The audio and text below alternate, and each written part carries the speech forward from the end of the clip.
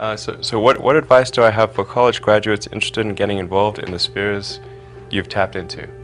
Certainly I'd invite you to apply for a job at Solar City or Tesla or SpaceX.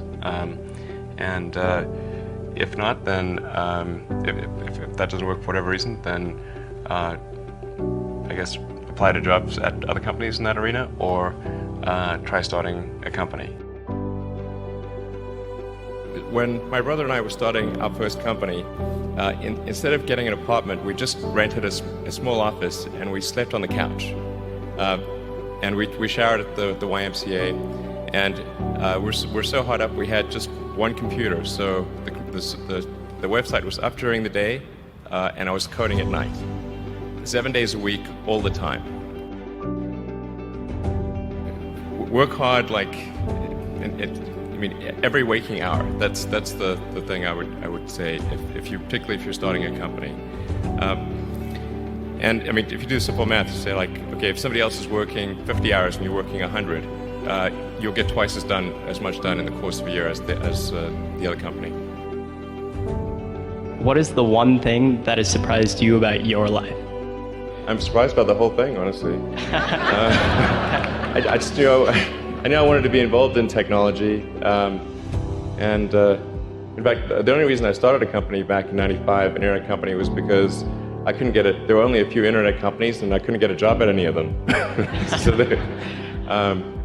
I tried to get a job at Netscape, and sent my resume in and tried hanging out in the lobby, but I was too shy to talk to anyone. And then I was like, okay, well, I guess I'll have to start a company because I can't get a job anywhere. If you want to do something really innovative, you have to apply a sort of first principles analysis, and don't reason by analogy. Analogies are referencing the past.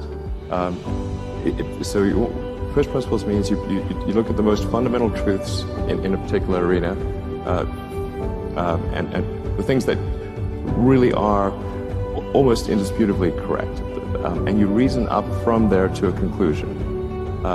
And if you see that conclusion is at odds with what people generally believe, then you have an opportunity. The other thing I'd say is that if you're creating a company or if you're joining a company, the most important thing is to attract great people. So either join a group that's amazing that you really respect, or if you're building a company, you've got to gather great people. All a company is a group of people that have gathered together to create a product or service. And so depending upon how talented and hardworking that group is, and the degree to which they are focused cohesively in a good direction, that will determine the success of the company. So do everything you can to gather great people if you're creating a company. One thing I really like about you is you are unusually fearless and willing to go in the face of other people telling you something is crazy. And I know a lot of pretty crazy people, you still stand out. Where does that come from, or how do you think about making a decision when everyone tells you this is a crazy idea? Or where do you get the internal strength to do that? Well, first of all, I'd say I actually think I feel fear quite strongly. So it's not as though I just have the absence of fear. I feel it quite strongly. But there are just times when something is important enough, you believe in it enough, that you do it in spite of the fear. When starting SpaceX, I thought the odds of success were less than 10%.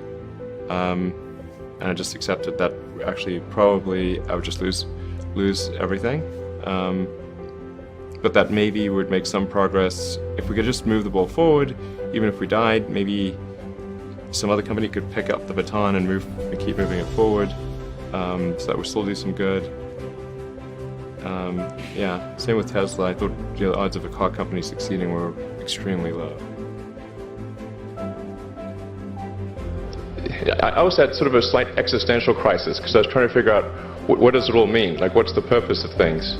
And I came to the conclusion that if we can advance the knowledge of the world, if we can do things that expand the scope and scale of consciousness, then we're better able to ask the right questions and become more enlightened, and that's really the only way forward. So I studied physics and business because I figured in order to do a lot of these things, you need to know how the universe works and you need to know how the economy works. And you also need to be able to bring a lot of people together to work with you to create something because it's very difficult to do something as an individual if it's a significant technology. What drives you? What is it that when you wake up in the morning, do you see a problem and you want to solve it? I think the thing that drives me is that I want to be able to think about the future and feel good about that. So that we're doing what we can to have the future be as good as possible. To be inspired by what is likely to happen, and to look forward to the next day. So that's what really drives me is trying to figure out how to make sure that things are great and going to be so, and that's the underlying principle behind Tesla and SpaceX. Is that I think it's pretty important that we accelerate the transition to sustainable generation and consumption of energy. It's inevitable, but it matters if it happens sooner or later.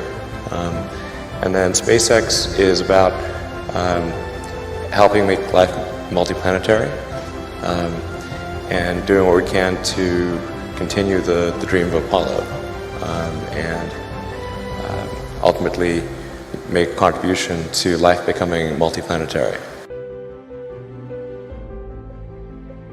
And then I think the final thing I would encourage you to do is now is the time to take risk. As you get older, your obligations increase. So and once you have a family, you start taking risk not just for yourself but for your family as well. It gets much harder to do things that might not work out. So now is the time to do that. Before you have those obligations. So I would encourage you to take risks now. Do something bold. You won't regret it. Thank you.